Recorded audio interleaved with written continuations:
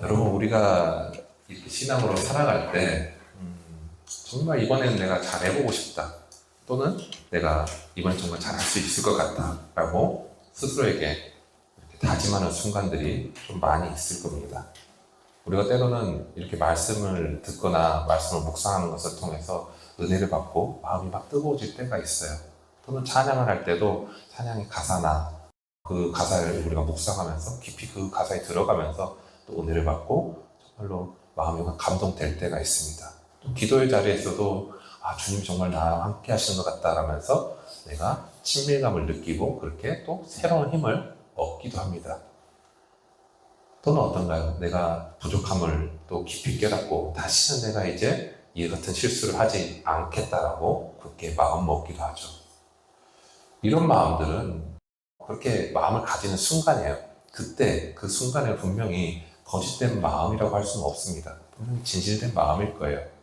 주님께서 우리의 마음에 주시는 굉장히 거룩한 소망일 수도 있고 성화에 대한 진심 어린 뭔가 갈망일 수도 있습니다.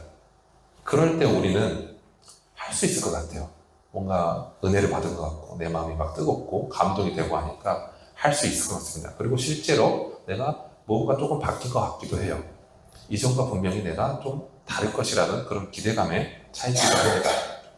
그런데 안타깝게도 우리가 품었던 그런 결심들이에요. 그런 결심들은 우리가 하루하루를 살아가는 이 일상의 무게죠. 무게가 굉장히 무거운데 그 무게 속에서 점점 희미해져 갑니다. 우리가 열심히 일한 후에 퇴근하고 집에 가면 어떨까요? 몸과 마음이 지치잖아요. 더 이상 다른 거 생각할 여력이 없어집니다. 그런 어떤 직장에서의 스트레스와 일터에서의 어떤 압박감이, 그리고 그 사람들과의 어떤 관계 속에서 이루어지는 어떤 긴장들이 있잖아요. 스트레스들이 있습니다. 그런 것들은 점점 나로 하여금 내가 퇴근 후에 그런 건 다 잊어버리고 또 하나님께 나아가는 것, 어떤 거룩한 습관도 잊어버리고 그런 걸 어렵게 만들고, 그렇게 내가 기도하고 다시 하나님께 나아가는 마음을 우리가 다시 일상 속에서 걱정과 분노에 사로잡히게 우리를 붙잡아 버립니다. 사람들은 사랑으로 품겠다고 다짐도 많이 해요. 그렇지만 우리가 전혀 예상치 못했던 어떤 상황 속에서는 어느새 모르게 내가 비판적인 어떤 생각을 다시금 내가 붙잡고 있고, 그런 감정들이 나를 붙잡아서 그 관계가 회복되지 못하게 만든 것도 볼 수 있습니다. 작은 유혹주면 내가 뭔가 쉽게 이길 수 있다고 생각할 수도 있어요. 이런 것쯤은 내가 쉽게 이길 수 있지. 근데 전혀 예상치 못한 순간에 너무나 쉽게 그 앞에서 무너져 내리는 자기 자신을 또다시 발견하기도 합니다. 그게 이제 고린도전서 10장 12절 말씀처럼 우리가 섰다라고 생각하는 그 순간에도 우리가 넘어질까 조심해야 하는 그 부분이 바로 나의 현실에 너무나 맞닥뜨려 있다는 것을 우리가 더 보게 되죠. 그리고 이 모든 것보다 더 우리에게 낙심하게 만드는 건 뭘까요? 더 우리로 하여금 마음이 아프게 만드는 것. 내가 한 이 결심이 무너졌다라는 그 자체가 아니라, 이 결심은 아주 작은 결심이라도 이거 하나라도 지키지 못한 나 자신을 보면서 그 자신의 모습을 보면서 실망해버리는 거죠. 나는 이것도 못 지키는 걸까? 나는 왜 항상 이럴까? 나는 시간이 지나도 뭔가 안 되나 보다. 우리가 흔히 가장 쉽게 하는 말이 뭔가요? 사람은 안 변하나 보다. 안 되나 봐. 라고 낙심해버리는 겁니다. 아예 포기해버리는 거예요. 이런 생각들은 우리로 하여금 자기를 정죄하게 만들죠. 그리고 깊은 어떤 수치심에 빠뜨리고 납니다. 그래서 자기 전에나 어때 갑자기 좀 여유가 있을 때 문득 생각해보면 나는 안 되는가? 그리고 흔히 하는 말로 이불킥 한다 그러죠. 그런 때가 많아요. 그때 우리는 마치 창세기에서 아담이 범죄한 후에 하나님의 그 시선으로부터 숨었던 것처럼 부끄러운 내 모습이죠. 이 부끄러운 내 모습, 그걸 숨기고 싶고 또다시 실패할까봐 또 두렵죠. 그 하나님께서 주신 어떤 도전적인 어떤 마음과 또다시 해보자라는 그런 마음을 먹게도 했다가도 또다시 실패할까가 아니면 안 될 것 같아. 전에 언젠가 해봤는데 나는 안 되더라. 이걸 이겨낼 수 없더라. 라고 그렇게 마음을 내려놔 버립니다. 그래서 거울옥이라는 자리에 내가 그 자리에는 나는 들어갈 수 없다라고 자기 스스로 자기 위치를 고정시켜 버립니다. 오늘 본문에 기록된 한 밤이에요. 오늘 본문에 기록된 한 밤은 예수님의 체포 사건만을 기록한 것이 아닙니다. 이 밤은 제자들의 신앙이에요. 제자들의 신앙이 시험대에 오르는 밤이기도 합니다. 그리고 그들의 연약함이 굉장히 적나라하게 드러난 밤이기도 해요. 특히 이 베드로의 이야기죠. 이 베드로의 이야기는 우리가 겪는 넘어짐이에요. 우리가 흔히 겪는 넘어짐과 그 실패와 경험에 대해서 굉장히 많이 연결되어 있습니다. 오늘 본문인 요한복음 18장입니다. 그리고 25절에서 27절의 말씀을 보면은 베드로가 예수님을 3번이나 부인하는 그런 경험을 하게 됩니다. 굉장히 가슴 아픈 경험이죠. 그리고 3번째 예수님을 부인하는 그 순간에 닭이 울었습니다. 정말 뭐 우연인 것처럼 너무나 딱 맞아진 것처럼 울었어요, 닭이. 하지만 이 닭의 울음은 우연이었나요? 우연이 아니었어요. 이것은 주님이 이미 예고하신 바로 그 시간이 이제 도착했구나, 도래했구나라는 것을 알리는 신호였습니다. 그래서 베드로의 어떤 내면과 자신에 대한 어떤 영적인 현실이죠. 그것을 일깨우는 소리였어요. 자기가 생각하는 믿음과 실제 믿음의 그 환상을 깨뜨리는 소리였다는 겁니다. 주님은 사실 이 밤에 이미 베드로에게 닥칠 일을 다 알고 계셨습니다. 누가복음 22장을 보면은 이렇게 말씀을 해요. 주님이 베드로의 이름을 부르시면서 시몬아 시몬아 보라, 사탄이 너희를 밀가부르듯이 하려고 요구했다라고 하십니다.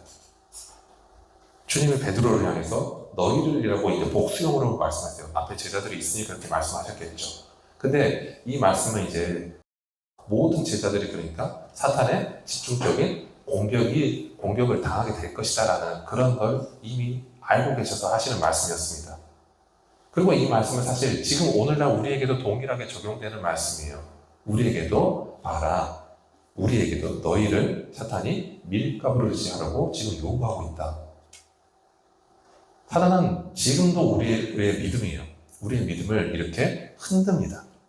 흔들고 싶어 해요. 이걸 성경은 밀가부르듯이라고 요구를 해요. 이렇게 비유를 합니다. 이 그림 보면 알 수 있듯이 곡식을 채에다 넣고 흔드는 거죠. 그래서 가벼운 거는 뭐 쭉정이는 쭉 날아가 버리고 알곡만 툭툭 떨어지는 거예요. 이렇게 분리하듯이 우리의 삶과 믿음을 격렬하게 흔듭니다. 우리의 삶과 믿음을 흔드는 거예요. 그래서 그 안에 있는 우리의 참된 믿음과 그 알곡과 쭉정이를 가려내고자 합니다. 궁극적으로 이걸 왜 할까요? 사탄이. 왜 이걸 이렇게 할까요? 우리로 하여금 우리의 믿음을 쭉정이처럼 보이게 만들고 싶은 거예요. 너 믿음 없잖아. 이거 봐, 내가 흔드니까 너 쑥 날아가 버리지. 그런 우리의 현실을 보고 우리가 날아가게 만들고 싶은 겁니다. 그러니까 사실 사탄의 목적은 그런 거예요. 단순히 우리가 너 죄 지어봐, 죄 지어. 그래서 너 죄 지었지? 이걸 목적으로 하진 않아요, 사탄은. 그것만을 목적으로 하지 않습니다. 사탄의 진짜 의도는 뭔가요? 우리가 나약한 거 알아요. 하나님도 아시고 사탄도 압니다. 영적인 존재니까. 알아요. 근데 진짜 의도는 뭔가요? 우리의 신앙 자체예요. 내 신앙 자체. 내가 구원받았고, 내가 하나님 자녀고, 내가 그리스도 안에서 나는 지금 하나님의 자녀라는 그 정체성입니다. 그것 자체를 무너뜨리는 게 진짜 목적이에요. 우리로 하여금 내가 스스로 하나님과 멀어지게 만드는 게 진짜 목적이란 말입니다. 자, 베드로가 예수님을 부인하게 사탄이 그렇게 이 상황을 만들었을 때, 즉 그렇게 되었을 때 사탄은 베드로가 부인한 이후에 베드로가 나는 더 이상 예수님의 제자가 될 자격이 없어 라고 자기 스스로를 막 정죄하고 그렇게 막 낙심하면서 결국 진짜 자기의 신앙의 정체성 그거를 완전히 포기하도록 유도하는 겁니다. 지금 그러면 지금 부인한 것, 그러니까 넘어졌죠. 3번을 부인했습니다. 그 넘어진 것 자체도 너무 마음 아파요. 나는 너무 연약한 존재인가 보다. 너무 아파요. 아픈데 그 넘어졌다는, 부인했다는 그 사실 때문에 아프기도 하지만 근데 그것 때문에 너는 더 일어설 수 없어 라고 속삭이면서 베드로를 절망하도록 만드는 게 그 정죄의 목소리죠. 너는 할 수 없는 존재야. 그 정죄의 목소리가 더 무서운 겁니다. 그건 사실 우리 안에서도 들리는 목소리이기도 하지만 밖에서도 많이 들리는 거예요. 부부관계에서 가장 많이 들리는 겁니다. 당신이 그렇게 해서 예수 믿는 사람 같아? 그렇게 해가지고 될 것 같아? 그건 아니지. 라고 하는 정체성에 대한 공격이 있어요. 자, 이 말씀은 우리의 넘어진 뒤에 사탄이 실제적으로 활동하고 있다는 것을 보여주는 말씀이기도 해요.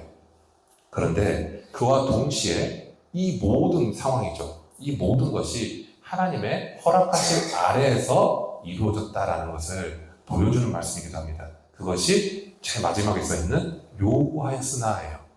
요구하였으나. 즉 사탄이 이걸 요구했다는 말은 하나님의 허락이 없으면 이것도 되어질 수 없다는 겁니다. 자, 하나님은 때때로 이런 흔들림을 허락하시기도 해요. 이런 흔들림이요. 그러니까 이렇게 흔드는 걸 허락하신다는 겁니다. 이거 왜 허락하실까요? 이렇게 허락하신 이유는 우리를 넘어뜨리기 위해서 허락하시는 게 아니에요. 바로 이 흔드는 거죠. 이렇게 밀가부르듯이 흔드는 이 흔들림과 넘어짐을 통해서 우리 자신의 힘으로는 도저히 나는 굳건히 설 수 없습니다. 나는 알곡이 스스로 될 수가 없어요. 그 연약한 존재라는 것을 내가 진짜 깨닫고 내 힘으로 내가 아무것도 할 수 없다는 걸 내가 진짜로 깨닫고 오직 하나님의 크신 은혜만을 간절하게 붙들기 위해서 이 모든 것을 허락하시는 겁니다. 욥기를 생각하시면 딱 이해가 되실 거예요. 욥기 전체를 생각하시면 이것이야말로 우리의 이 넘어짐 속에서 역설적으로 드러나는 은혜의 길이에요. 너무나 어렵고 힘든 길이지만 이게 흔드니까 어렵잖아요. 이게 쉽게 당하는 사람은 없어요. 왜냐면 진짜 내 삶이 흔들리니까요. 날아갈 것 같거든요. 무너져 내릴 것 같거든요. 근데 그 안에서 이것이 쉽다고 생각하는 사람은 좀 이상한 사람이겠죠. 근데 그 안에 은혜가 너무나 깊다는 겁니다. 그 안에 우리가 얼마나 연약한 존재인지 그때 비로소 알게 되는 거예요. 그때 나는 이거 할 수 있어. 나의 기준으로 이거 충분히 될 것 같아. 라고 했던 것을 철저하게 하나님이 포기하게 만드십니다. 그래서 하나님의 손길만을 붙들게 만드시는 거예요. 그게 은혜라는 겁니다. 자, 주님께서 시몬아 보라 사탄이 너희를 밀가부르듯이 하려고 유고하였으나라고 말씀하신 것을 이제 들으면서 우리는 이것이 단지 베드로를 한 사람에게만 해당되는 얘기가 아니라는 것을 우리는 알 수 있죠. 우리 자신의 이야기죠. 내 마음속에서도 일어나는 이야기고 부부 사이에서도 나와 친한 사이에서도 충분히 일어날 수 있는 이야기입니다. 사실 이 말씀은 우리 자신의 어떤 내면에서 항상 벌어지고 있는 영적 어떤 싸움과 연결되고 있어요. 우리는 선을 행하고자 하는 어떤 진심이 있을 수 있습니다. 베드로가 그랬던 것처럼 나는 주님을 절대 버리지 않습니다. 나는 주님이 내가 죽을지언정 주님을 따라가겠습니다라고 그렇게 진심을 가지고 그런 거룩한 의지를 우리는 가지고 있어요. 하지만 그것을 실제로 내 삶이죠. 진짜 내 삶에서 이룰 능력이 우리 자신에게 없다는 거예요. 정말 절망적이잖아요.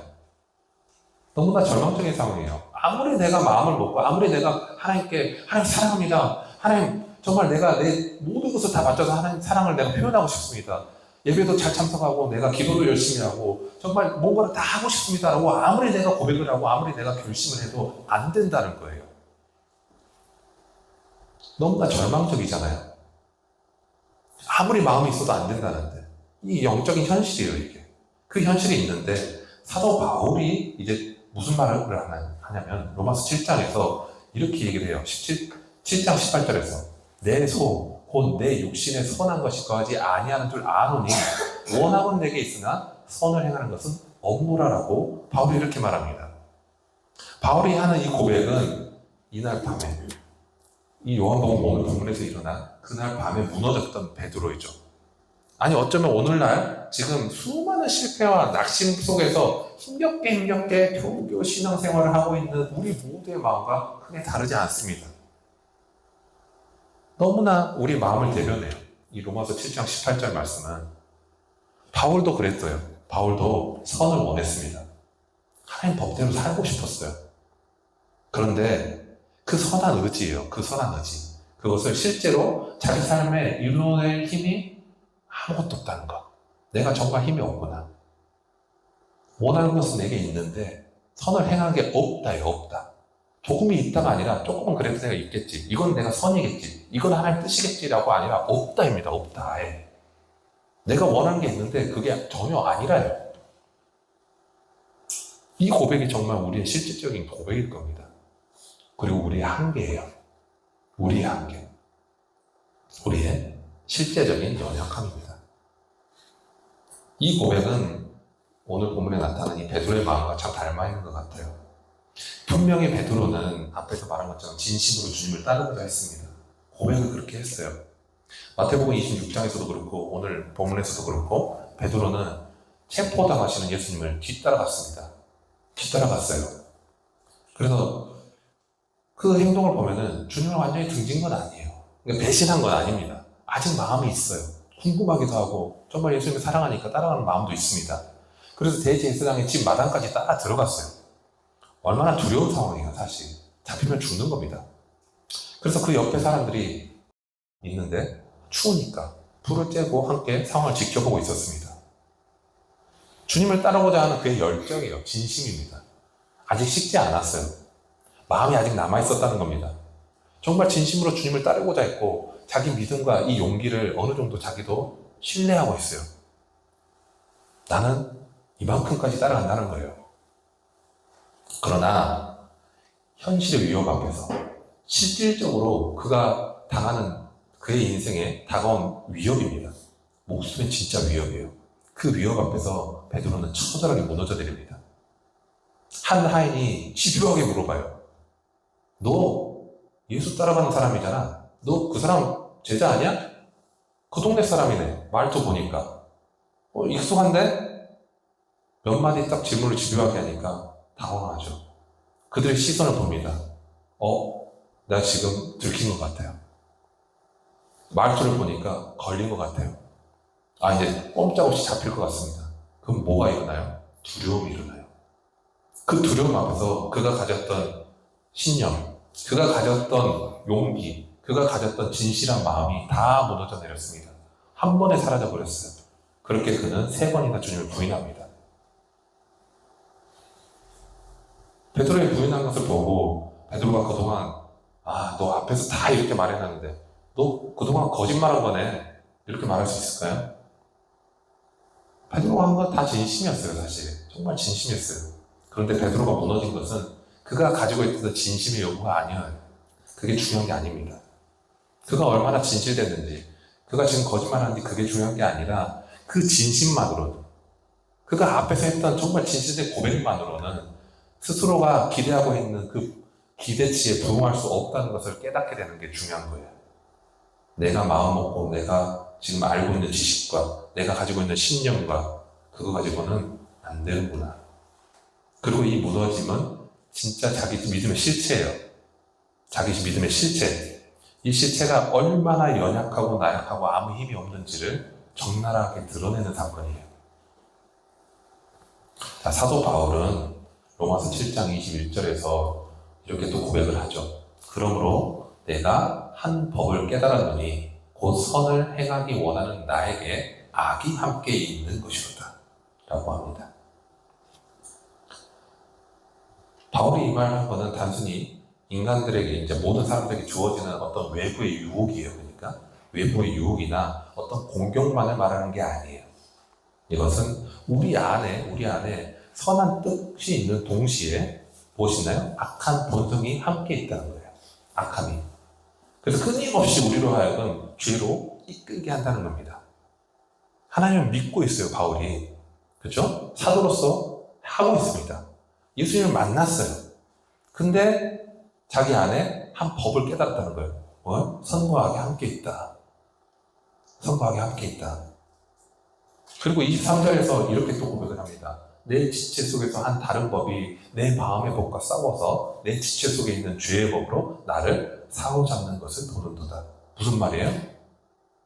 내가 하나님을 믿고 있고 이미 예수를 만났고 이미 사도의 직분과 예수를 전하고 이렇게 교회를 세우고 사역을 다 하고 있는데 내 안에 법이, 두 개의 법이 싸운다는 거예요. 어떤 법이요? 하나님의 법과 육신의 법이 싸운다는 거예요. 근데 뭐라고 하나요? 죄의 법으로 나를 사로잡는 것을 내가 보게 된다. 무슨 말이에요? 진단 말이에요. 쉽게 진단 거예요. 쉽게. 사도조차도. 예수를 만났고 모든 사역을 하고 성경을 이렇게 서신서를 이렇게 많이 쓴 사도조차도 진다고요. 바울이 말하는 이 고백이죠. 진짜 자기 안에 있는 고백이에요. 이 고백은 오늘 본문에 있는 베드로하고도 다르지 않아요. 사단의 시험 앞에 놓였죠. 밀가 부르듯이 흔드는 이 시험 앞에 놓였습니다. 자기 깊은 마음속에 있는 두려움이에요. 진짜 두려움. 그건 뭔가요? 그래도 난 살아야지. 그래도 나는 어떻게든 살아야지. 좀 어려운 용어로 자기 보존 본능이라고 해요. 나도 본능적으로 보호를 받고 싶다는 겁니다. 그리고 사람들의 시선이 있어요. 그걸 의식하는 죄성입니다. 그 앞에서 완벽하게 무너져 내리는 거예요. 주님을 따르고 싶었습니다. 하지만 그 마음속에는 안전하고자 하는 본능과 위험을 피하고 싶은 욕구가 더 강하게 작용하고 있다는 겁니다. 내가 살고 싶은 욕구가 더 강하다는 거예요. 그리고 이것이 바로 우리 안에 있는 악이 함께 있는 안타까운 실상입니다. 악이 더 세다는 거예요. 제가 많이 하는 표현으로 뭐예요? 내 자아가 더 세다는 겁니다. 내 자아가. 이 내면의 치열한 싸움이 있어요. 그 싸움이 매번 싸움이 있지만 항상 어떻게 되나? 반복해서 져요. 항상 집니다, 우리는. 안타깝게도 항상 져요. 그 실패 속에서 바울이 정말 비통하게 절규하는 게 이 다음 24절 말씀이에요. 절규하는 게. 이 싸움에서 항상 지니까 바울이 뭐라고 하나요? 오라 나는 공고한 사람이로다. 이 사망의 몸에서 누가 나를 건져내랴. 절규예요, 절규. 항상 싸움이 있는데 이거 나 도저히 내가 못 이기겠어요. 어떻게 해야 이기나요, 대체? 이 사망의 몸. 지는 게 확정된 이 사망의 몸에서 누가 나를 건져내겠습니까? 절규입니다. 내가 선을 행하고자 하고 하나님 법을 행하고자 하는 의지가 무너지는 거죠. 하나님 법을 지키고 싶어도 아무리 해도 안 지켜지는 자기 자신의 앞에서 절망에 빠지는 겁니다.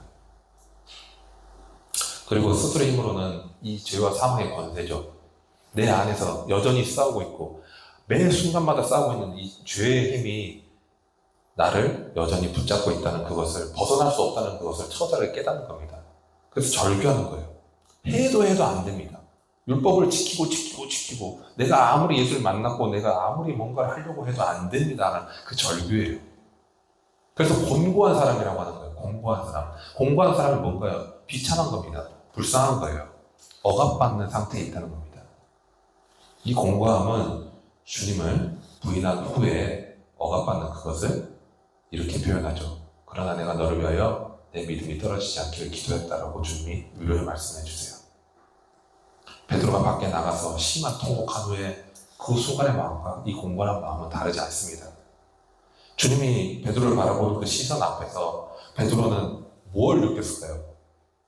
내가 그렇게 외쳤던 그 자기 자신의 어떤 외침과 그러면서 내가 정말로 내 실체는 무엇인지, 내 진짜 연약함이 무엇인지 그걸 숨김없이 적나라하게 보게 되었겠죠.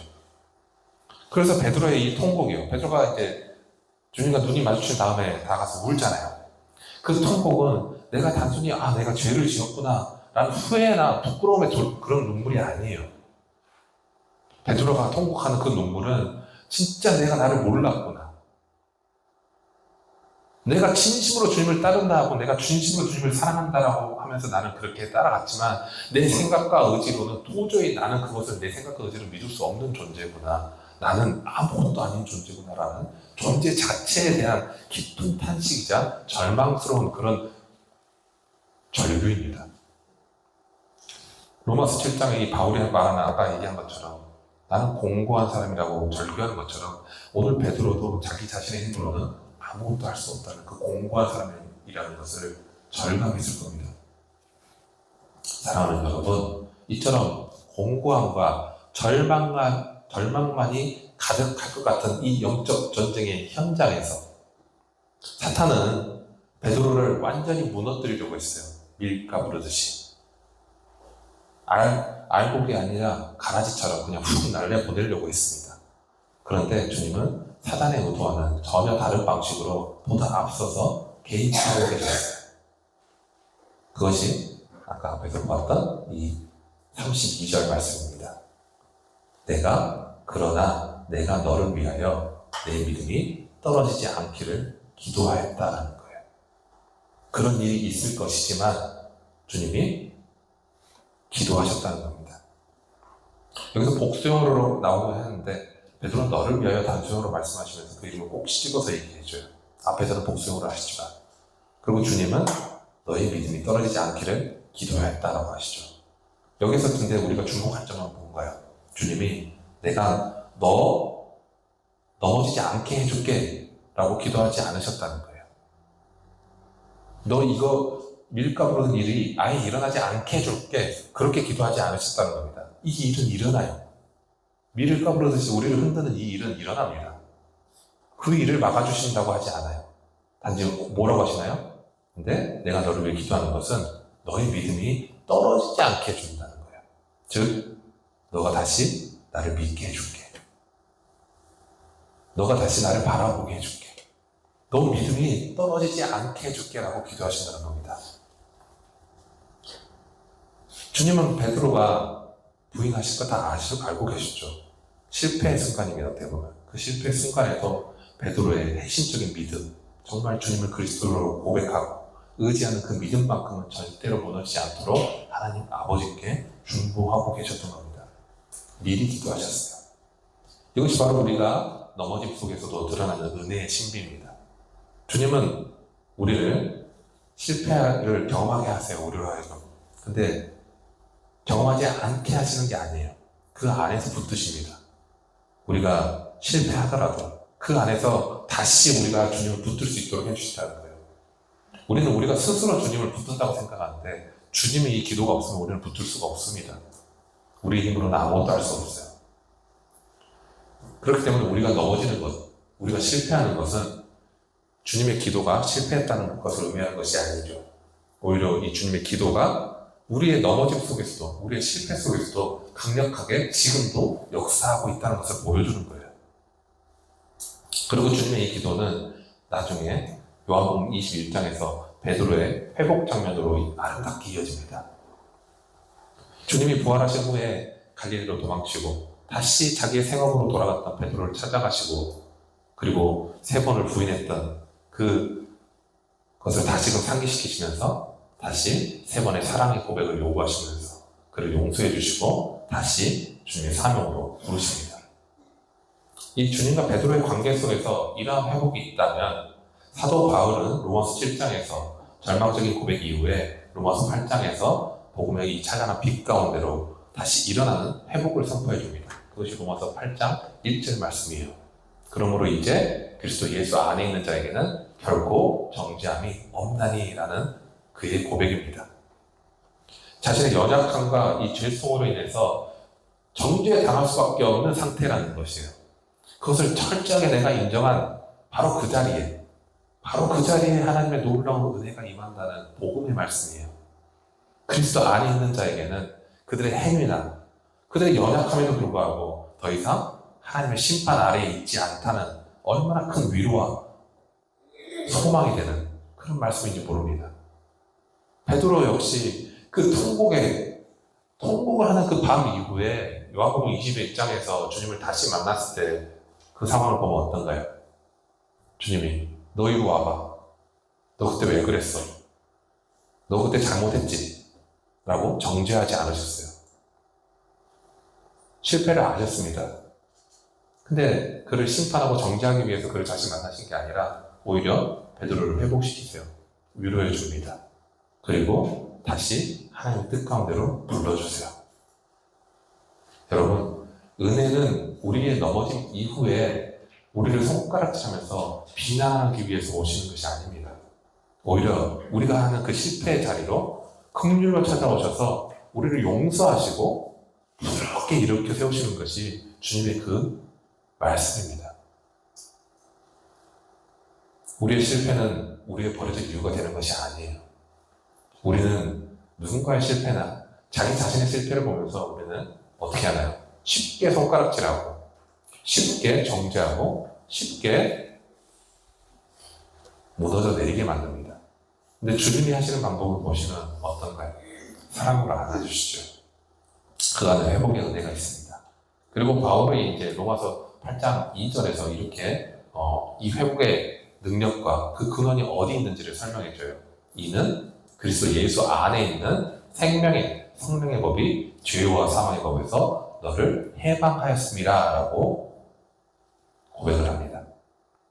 로마서 7장 아까 앞에서 우리가 경험했던 것들이 있잖아요. 선을 행하고자 하지만 그런 마음이 있고 진심이 있지만 여전히 죄와 그 사망의 법에 사로잡혀 있는 나의 현실입니다.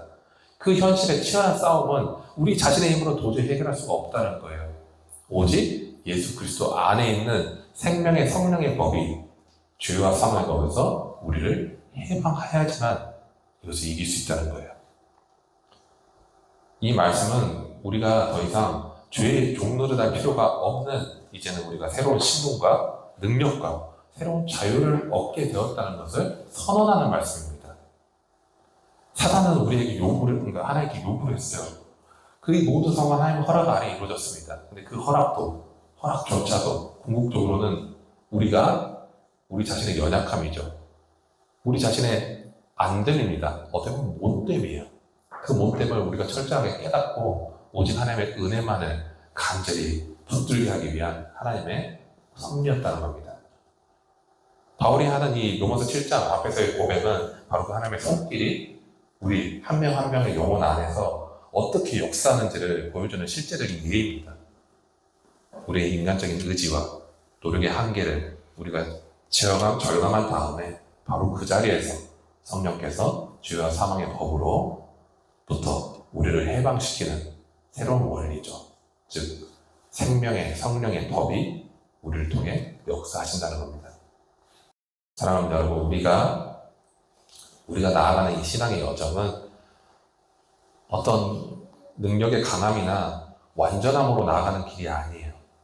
우리는 뭔가 이것을 완벽히 예비하고 잘 우리가 예상을 해서 이 길을 잘 뭔가 방비해서 강함이나 어떤 완전함으로 우리는 나아간다고 생각하는데 그렇지 않다는 거예요. 오히려 우리가 가지고 있는 연약함이죠.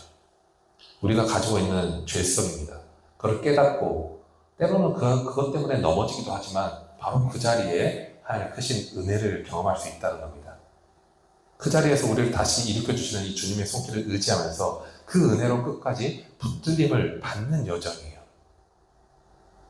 오늘 혹시 여러분 마음속에 자책이 있다면 또 수치감이 있다면 그리고 죄와 연약함 때문에 주저앉는 어떤 무게감이 있다면 바로 그 자리에서 주님이 여러분과 함께 계시고 있고 여전히 주님이 이 모든 것을 위해서 미리 기도하셨다는 것을 여러분들 꼭 믿으시기 바랍니다.